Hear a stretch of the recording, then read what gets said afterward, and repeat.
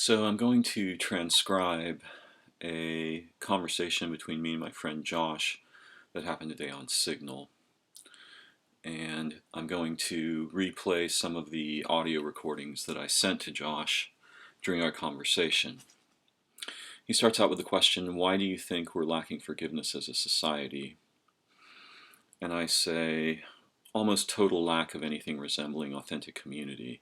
This leads to a falsification of our nature and humanity, which breeds courtroom mind and false ideas about individuals. The myth of the individual is a foundational fiction that serves modern slave-making protocols.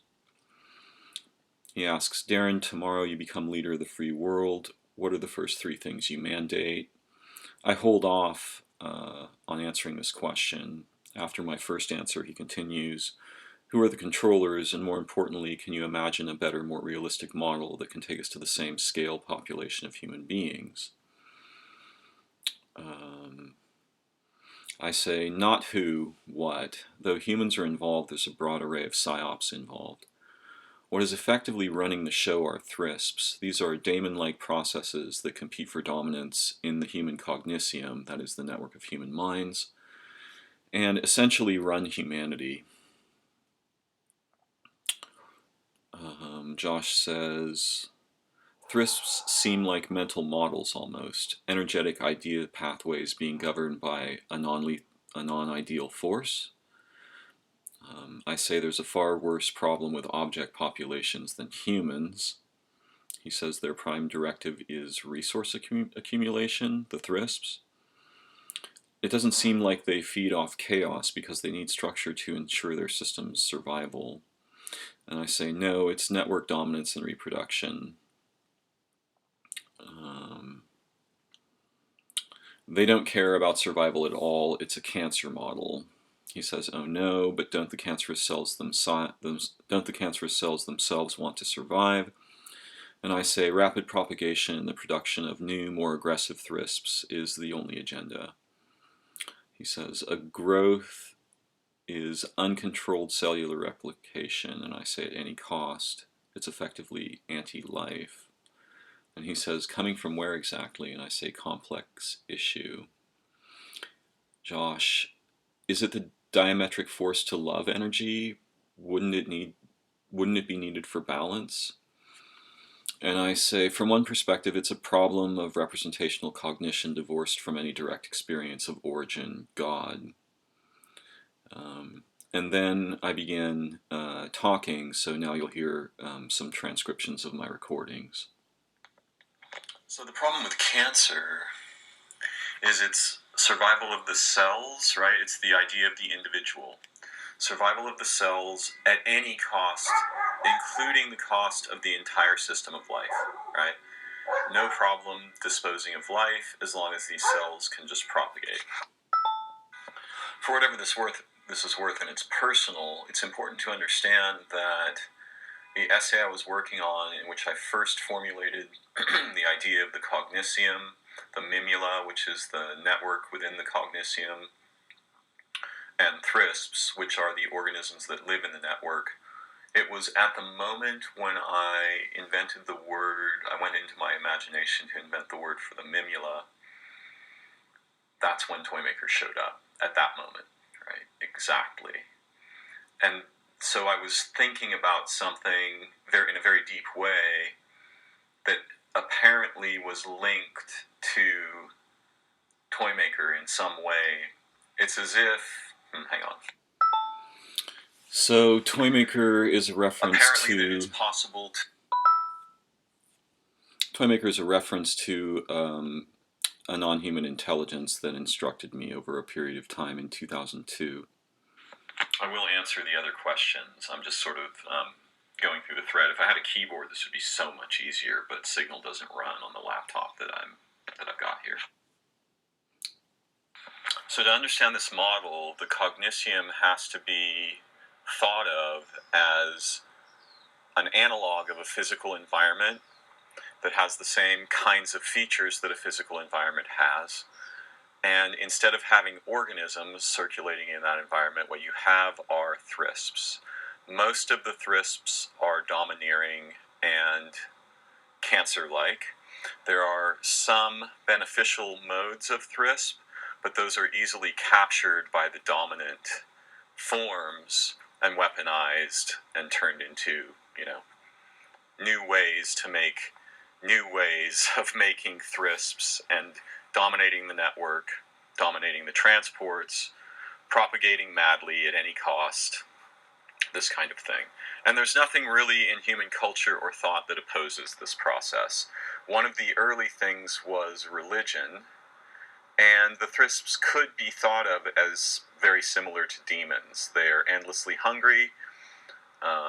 They have no moral or ethical concerns whatsoever. Effectively, the sort of prime directive is simply dominate and reproduce.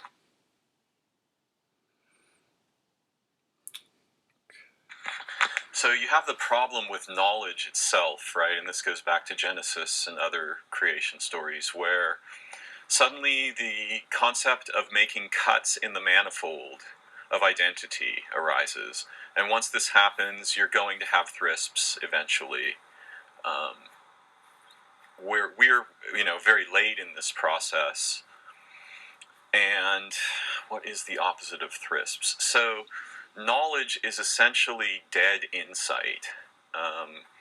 An insight is a way of uncutting the manifold. This is what Toymaker's, all of his thought and my experience of his mind, whenever he showed me something, it not only did not make new cuts, it mended the manifold of unity so that anything he presented could be seen from the aspect of like any way of knowledge humans have: music, math, geometry, biology, poetics, linguistics, semantics, all of these things, rather than being separate ways of knowing in Toymaker's mind. He reunifies them more profoundly with each move he makes, and it becomes a geometric progression. That was just a bad recording. Wasps are not THRISP-like, though in a way THRISPs take on the reproductive aspect of organisms, but it's in an entirely... The whole terrain is fundamentally cognitive rather than physical. The opposite of THRISPs is something that resembles communion, or the mutually liberating pursuit of insight, wonder, awareness, consciousness. Not just consciousness as in I'm awake, consciousness as in understanding the features of the mind. This effectively cures THRISPs. I'm going to go back to the question about what I would do. So first of all, it's a very abstract and hypothetical question.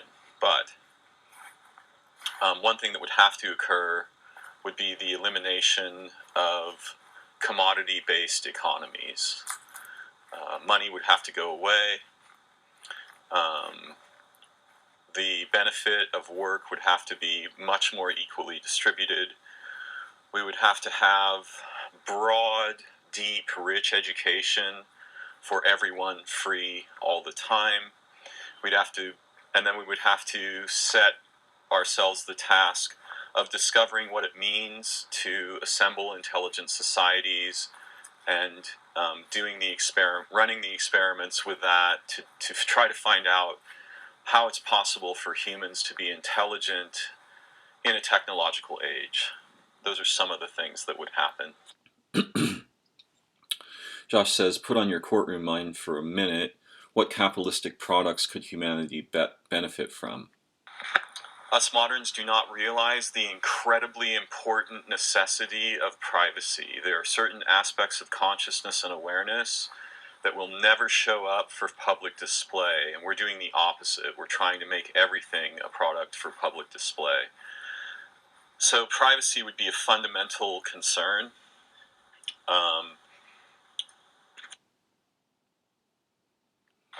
For me, obviously, the fundamental capitalistic product would be something resembling the knowledge amp, where we could get smarter together every time we touch machines. We would be trained linguistically and semantically in methods that lead away from thrisps toward insight and mutually liberating intelligence.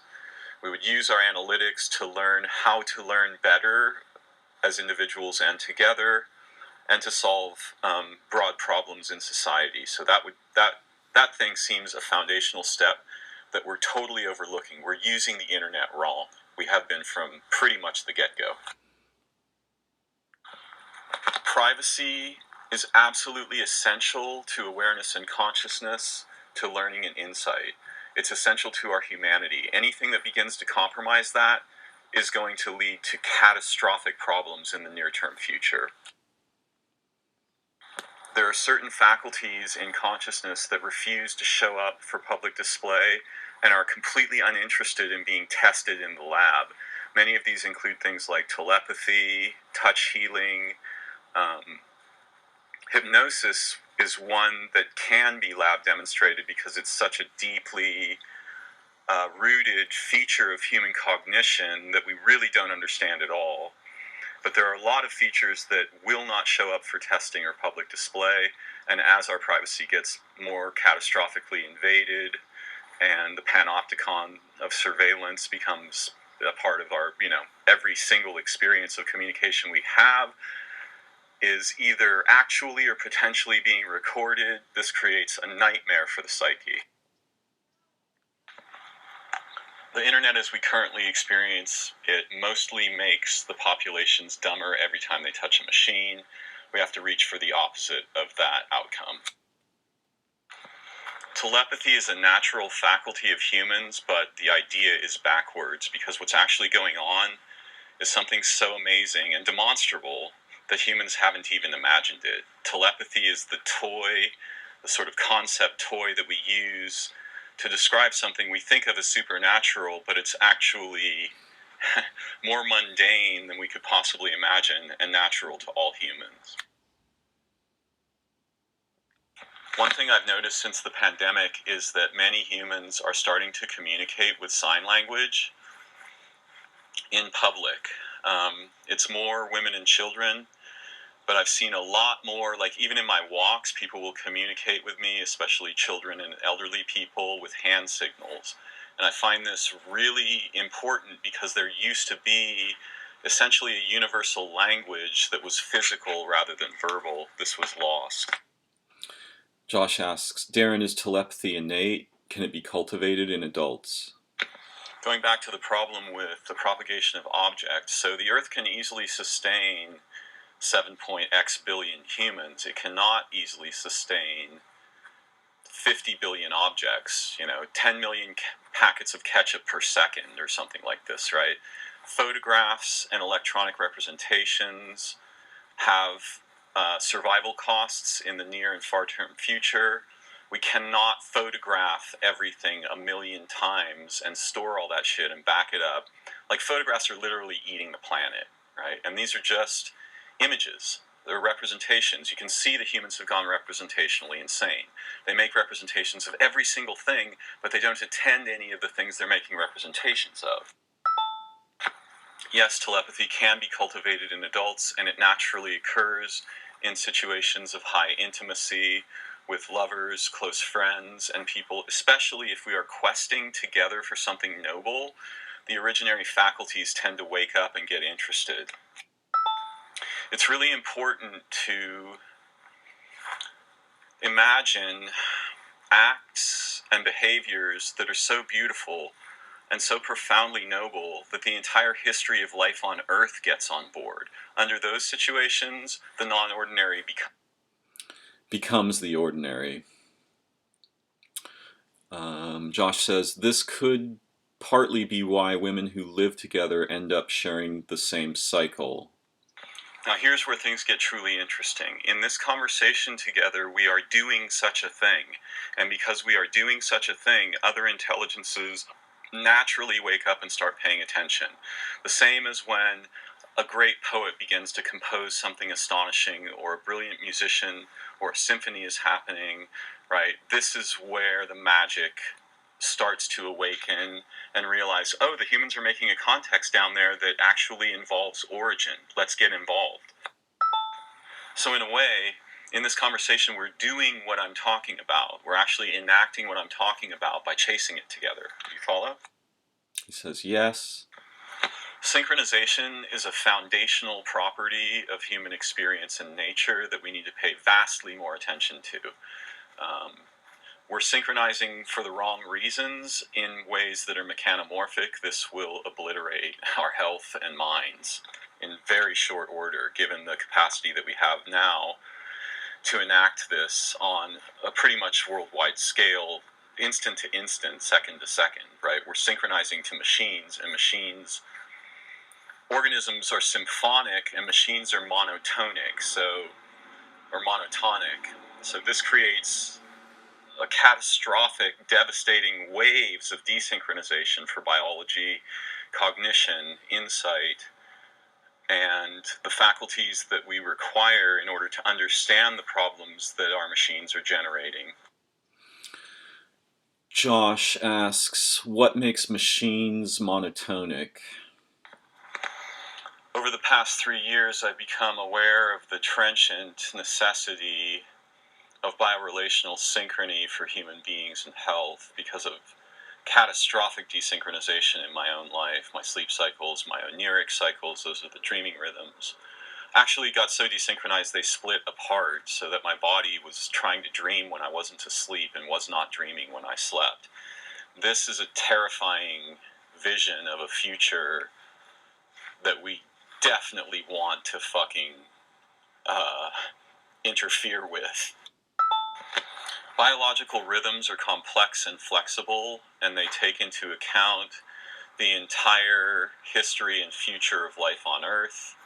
Not into account, they directly involve. So you could, in one sense, you can say they are true, right? They are true to relation. Machines instead are true to function, utility. That's the opposite of what's going on in organisms. Also, try to imagine for a moment that particles, whatever they may be, electrons, photons, etc., are actually beings that have experience, right? In an organismal world, the experience of the particles is fabulously profound and produces new forms of time and all kinds of relationships. It's essentially, it makes infinite flowers in time and relation. Machines do the opposite of this. They run the particles through the same paths a billion times per second. If those particles were alive, that would be hell for particles. We don't yet know anything meaningful about time or light, and we have entirely the wrong ideas. We think space is empty. Let me be really clear about something. The Earth is doing something so profound that it produces organisms and minds as a side effect of its behavior. What is the Earth doing in time-space? This is the kind of idea we need to chase and try to understand, and we can ask the Earth since we're made of it.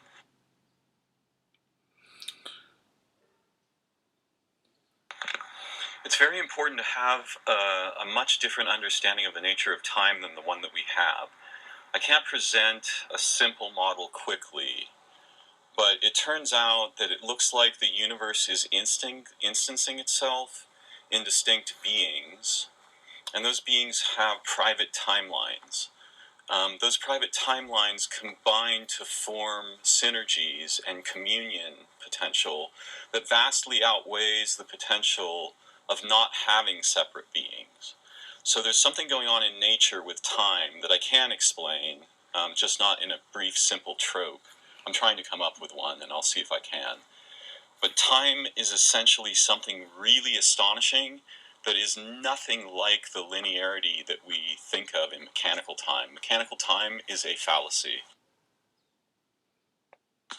Also, whatever the hell it is light is doing, it is not travel. It has nothing to do with speed. What light is being is, again, similar to even a superposition of the Earth. It generates living worlds and minds as a side effect of what it's up to. It's up to something truly astonishing, and the humans don't have the slightest idea what that might be. Josh says, outer space, in quotes, can be seen as a grid of suspended masses. And see, this is the kind of thing we are made for. This is what I want to be doing with others like you all day long, every day.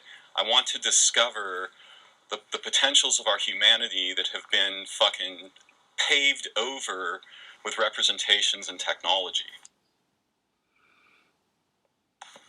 In time-space, mass appears to be crystallization of character. So if you see living beings in myriad forms all over the earth, what you're actually looking at are localized crystallizations of the character and intelligence of space-time itself. Josh says, light has nothing to do with speed. Light generates living worlds and minds as a side effect of what it's up to. It's honestly as if all the worlds in time-space are instanced here as organisms. And this is the kind of a thought that we need to be having if we want to have any chance of understanding and contacting the intelligences that nature is. So on Earth, we have what we can understand as distinct cognitia, right? The cognitia of the fungi, the cognitia of the grasses and plants and trees and jungles. But we also have synergistic cognitia, living places, right? The Amazon rainforest, the deep ocean, before man was obliterating it. So there's all these linked cognitia here, and what they're doing is they're warping time. They're making forms in time together that radically exceed anything we can imagine, because we have no concepts about this whatsoever yet, but we can. And these are the things that we need to teach our children. These are what our children are starving for. If we care about our children, we will liberate them from representational consciousness and take them into the direct experience of their nature in time-space as intelligent beings with and for each other. You know, part of me can imagine like a board game or something. Escape from representational cognition. The way the humans are playing with RepCog at this point in time essentially places us all in a kind of prison mind where none of the originary goals are present. They've all been counterfeited 1,000 times over, and we're busy chasing phantoms in a graveyard of what could be astonishing brilliance, discovery, awareness, learning, something that actually resembles growth in the non-cancerous version, and so on. Josh asks, what is an example of non-representational consciousness? Dreaming is the best near-at-hand example. In dreaming, identity is nothing like it is in representational consciousness. It's multidimensional and has many dimensions accessible to felt meaningfulness. So dreaming is largely an escape. When in dreaming, when ideas of concrete identity begin to emerge, we're about to wake up. The dream is going to undergo apocalypse. But dreaming is an excellent near-at-hand example of non-representational cognition. Yes, there are still representations in it. And we have to, think in terms of Barfield's exposition in Saving the Appearances about what he calls original participation. In their view, everything was representations of the origin world, right? So like the idea, for example, they would immediately think a thought like, as bees are to flowers, something is to minds, right? As bees are to honey, something is to intelligence. And in effect, they were trying to create that kind of honey through writing with the early scriptoriums. And this, recalls Thoth and the Logos and ideas like this. But what I'm getting at is like, almost all the humans thought that the holy beings were local to mountains. Why might that be?